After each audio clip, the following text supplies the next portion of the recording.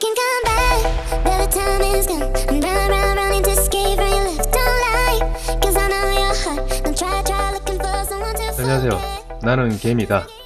플라잉 엔트TV의 날개미입니다. 자, 이번 영상에서는 셀트리온의 주가를 결정하는 주체는 누구이며 수급에 따른 주가의 흐름은 어떠했는지를 살펴보면서 향후 셀트리온의 주가의 흐름을 조심스럽게 예측해보는 시간을 갖도록 하겠습니다. 우선 오늘장 마감 후 리뷰를 하도록 하겠습니다. 자, 어제장 양시장 급락 후에 오늘은 살짝 반등하는 모습을 보여주었는데요. 코스피 차트를 먼저 보시면요. 일단 어제 오늘 21선을 지켜주면서 오늘은 거래를 조금 죽이면서 봉 자체는 음봉이지만 플러스로 마감을 했죠. 우선 1차 지지라인인 2350포인트를 지켜주는 게 중요해 보입니다. 만약에 코로나가 3단계로 격상되면서 위기감이 더 고조된다면 여기 2차 지지라인이죠. 2220포인트 정도까지는 밀릴 수도 있다고 생각을 하는데요. 어쨌든 아직은 차트가 안정이 된 모습은 아닌 것 같습니다. 어제 여기 2400포인트가 무너졌기 때문에 코로나가 진정된다든지 대외적으로 미중 무역 합의를 한다든지 하는 갑작스러운 대내외적인 호재가 뜨지 않는 이상 다시 회복하기 위해서는 며칠 동안 조정이 좀 필요해 보이는데요. 그래서 지금은 약간은 보수적으로 매매를 해야 할 때가 아닌가 생각을 합니다. 물론 중장기적으로 가지고 가려고 하시는 분들은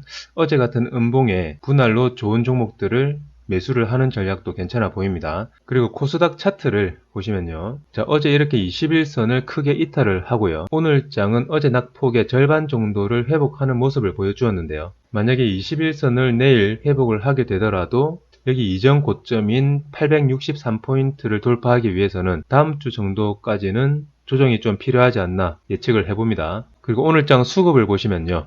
외인 기관 양매도에 개인이 홀로 또 지수를 살려냈네요. 외에는 장중에는 순매도 양이 그렇게 많지는 않았는데요. 장 후반에 매도폭을 급격하게 늘리면서 주가를 누르는 역할을 한 것 같습니다. 어쨌든 최근에는 외국인이 연일 매도를 하는데 개인의 매수로 지수는 상승을 하는 전례를 찾아보기가 힘든 수급의 흐름이 이어지고 있는 것은 사실인 것 같습니다. 지금은 코로나, 미중 무역 합의, 미국 대선 등 여러가지 굵직한 변수가 있는 상황이죠. 그래서 너무 공격적으로 단타 매매를 하시기보다는 보수적으로 중장기를 보시면서 여유있게 투자를 하실 때가 아닌가 생각을 합니다. 자, 그럼 오늘장 리뷰는 여기까지 하도록 하겠습니다. 자, 그럼 다음으로 과연 셀트리온의 주가를 이끌고 있는 수급 주체는 누구인지 살펴보고요. 그 주체의 누적 순매수량에 따른 그동안의 주가의 흐름은 어땠는지 보시면서 조심스럽게 향후 주가 예측을 해보도록 하겠습니다. 우선 수급 주체의 기관 누적 순매수는 제외를 했고요. 대신 신용잔고율 항목을 추가해서 주가와 신용잔고와의 관계는 어떻게 되는지도 살펴보도록 하겠습니다. 자, 우선 여기 거래량 밑에 있는 여기 빨간색 선 있죠. 빨간색 선이 외국인의 누적 순매수 추이 차트고요. 그리고 그 밑에 있는 파란 선이 개인의 누적 순매수 추이 차트고요. 그리고 마지막에는 이 분홍색 선이 신용잔고율 항목입니다. 자, 그리고 2016년 이전에는 셀트리온의 수급의 주체가 불분명했기 때문에 2016년 이후부터 수급에 따른 주가의 변화를 살펴보도록 하겠습니다. 자, 여기서부터가 이제 2016년이죠. 그래서 여기서부터 보시면 주가의 흐름이 조금씩 외국인의 수급에 맞춰지는 것을 볼 수가 있습니다. 외국인이 팔게 되면 주가는 빠지고요. 외국인이 이렇게 사게 되면 주가는 오르고요. 그리고 외국인이 여기서 파니까 주가는 다시 내리고요. 그리고 다시 외국인이 사기 시작하니까 주가는 오르고요. 그리고 이 구간에 개인은요, 외국인과 반대의 흐름을 보여주고 있고요. 이렇게 오랜 기간의 조정 구간에서 신용잔고도 감소하는 것을 볼 수가 있습니다. 자, 다음 구간은 3년 전 셀트가 대세 상승을 했던 구간인데요. 여기 2017년 6월부터 이렇게 외국인이 매수를 하게 되니까 주가는 급등을 하는 것을 볼 수 있죠. 그리고 외국인은요, 2018년 1월까지 이렇게 매수를 하다가 2018년 2월부터는 이렇게 급격하게 매도 포지션을 취하기 시작했는데요. 반대로 개인은 2018년 1월까지는 이렇게 계속 매도를 하다가 2018년 2월부터 급격하게 매수를 하기 시작합니다. 이 기간에서는 신용잔고율도 급격하게 증가를 하죠. 엄청나게 많은 개인이 대세 상승의 끝물에서 무리해서 투자를 했다는 것을 알 수가 있죠. 그리고 그 이후 2년간의 조정기간 동안에 개인의 누적 순매수량도 계속 줄게 되고요. 더불어 이렇게 신용잔고도 감소를 하게 되는데요. 최근 2020년 3월부터 보시면요. 여기가 3월이죠. 다시 외국인이 누적 순매수량을 늘려가면서 주가는 이렇게 상승을 하는 것을 보실 수 있는데요. 있는데요. 이 구간에는 오히려 개인은 매도세를 늘리고 있는 단계죠. 예전 대세 상승 구간 여기 최고점에서 외국인의 누적 순매수량은 여기죠. 대략 1,500만 주가 되는데요. 물론 공매도의 쇼커버로 인한 매수량이겠죠.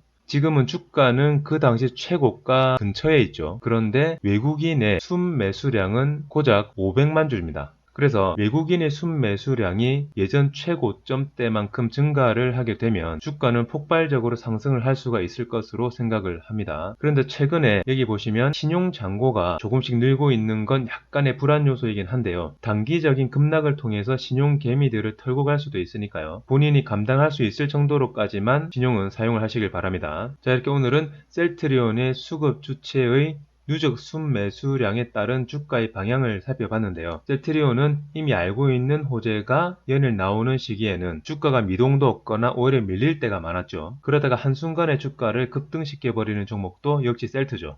그래서 지금은 단기적인 흐름에 너무 연연해하지 마시고요. 길게 내다보고 있으면 오히려 생각보다 이른 타이밍에 사상 최고가 돌파를 할 수도 있을 거라고 생각을 합니다. 그날까지 모두 성투하시길 바라겠습니다.